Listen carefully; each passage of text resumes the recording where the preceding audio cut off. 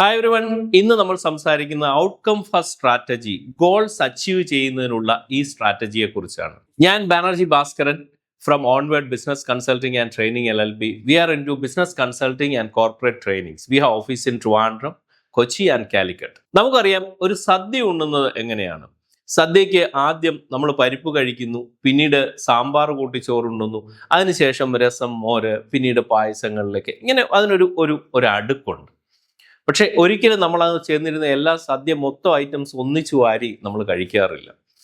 അതുപോലെ ഒരു ഗോൾ ഒരു വർഷത്തേക്ക് നമ്മൾ സെറ്റ് ചെയ്ത് കഴിഞ്ഞാൽ അടുത്ത 1 ഇയറിലെ ഗോൾ അച്ചീവ് ചെയ്യാനായി ഈ വരുന്ന 6 മാസങ്ങളിൽ നമ്മൾ എന്താണ് ചെയ്യേണ്ടത്? ഈ 6 മാസത്തെ ഗോൾസ് അച്ചീവ് ചെയ്യാനായിട്ട് അടുത്ത ക്വാർട്ടറിൽ, അതായത് 3 മാസങ്ങളിലേക്ക് എന്തൊക്കെ ചെയ്യേണ്ടി വരും? 3 മാസങ്ങളിലെ ഗോൾസ് അച്ചീവ് ചെയ്യാൻ ഈ ഒരു മാസത്തിൽ എന്താണ് ചെയ്യേണ്ടത്? ആ ഒരു മാസത്തെ ഗോൾ അച്ചീവ് ചെയ്യണമെന്നുണ്ടെങ്കിൽ ഈ ആഴ്ചയിൽ ഞാൻ എന്തൊക്കെ ചെയ്യണം? ഈ ആഴ്ചയിലെ ഗോൾസ് അച്ചീവ് ചെയ്യാനായി ഇന്നേ ദിവസം എന്ത് ആക്ഷനാണ് ഞാൻ എടുക്കേണ്ടത്? ഇനി ഇന്നേ ദിവസത്തെ ഗോൾ അച്ചീവ് ചെയ്യണമെങ്കിൽ ഈ നിമിഷം, ഇന്ന്, ഇപ്പോൾ ഞാൻ എന്ത് ചെയ്യണം? പറഞ്ഞു വരുന്നത്, what ever your goal is, നിങ്ങൾ എവിടെയോ എപ്പോഴോ എങ്ങനെയോ എന്നുള്ളതല്ല, ഈ നിമിഷം ആ ഗോളിന് വേണ്ടി, ആ ഒബ്ജക്റ്റീവിന് വേണ്ടി എന്ത് ആക്ഷനാണ് എടുക്കുന്നത് എന്നുള്ളതാണ്.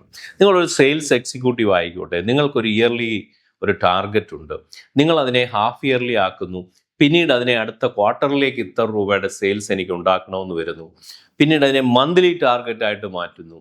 ആ മന്ത്ലി ടാർഗറ്റിനെ 4 ആയിട്ട് ഡിവൈഡ് ചെയ്യുമ്പോൾ നിങ്ങൾക്ക് ഈ ആഴ്ചയിൽ നിങ്ങൾ എത്ര രൂപയുടെ ബിസിനസ് കണ്ടെത്തണമെന്നുള്ളത്, അതിനെ വീണ്ടും 5 ദിവസങ്ങൾ കൊണ്ട് ഡിവൈഡ് ചെയ്യുമ്പോൾ ഈ ദിവസത്തെ എൻ്റെ ടാർഗറ്റ് ഇത്ര രൂപ ബിസിനസ്സാണ്, അതിനുവേണ്ടി ഇന്ന് ഈ നിമിഷം ഞാൻ എന്ത് ചെയ്യണം? ഒബ്വിയസ്ലി നമ്മൾ ഓഫീസിൽ നിന്ന് എഴുന്നേൽക്കുക, പുറത്തുപോയി ഒരു കസ്റ്റമറെ കാണാനായി ശ്രമിക്കുക. ഈ ഒരു തിയറിയാണ് നമ്മളുടെ മനസ്സിൽ എപ്പോഴും ഉണ്ടാകേണ്ടത്. ഈ ഒരു സ്ട്രാറ്റജിയാണ് നമ്മളുടെ മനസ്സിലുണ്ടാകേണ്ടത്. ഔട്ട്കം ഫസ്റ്റ് സ്ട്രാറ്റജി എന്നാണ് ഇതിന് പറയുന്നത്. സോ തീർച്ചയായിട്ടും ഇത് നിങ്ങൾക്ക് ഓരോരുത്തർക്കും, നിങ്ങൾക്ക് ആസ് എ ബിസിനസ് ഓണർ നിങ്ങൾക്ക് പരീക്ഷിക്കാം. നിങ്ങളുടെ ടീമിൻ്റെ അടുത്തും തീർച്ചയായിട്ടും, എസ്പെഷ്യലി നിങ്ങളുടെ സെയിൽസ് ടീമിൻ്റെ അടുത്ത് ഇത് വളരെ വ്യക്തമായി നമുക്ക് പ്രാവർത്തികമാക്കാനായിട്ട് സാധിക്കുക തന്നെ ചെയ്യും. Thank you so much, Banerjee Bhaskaran.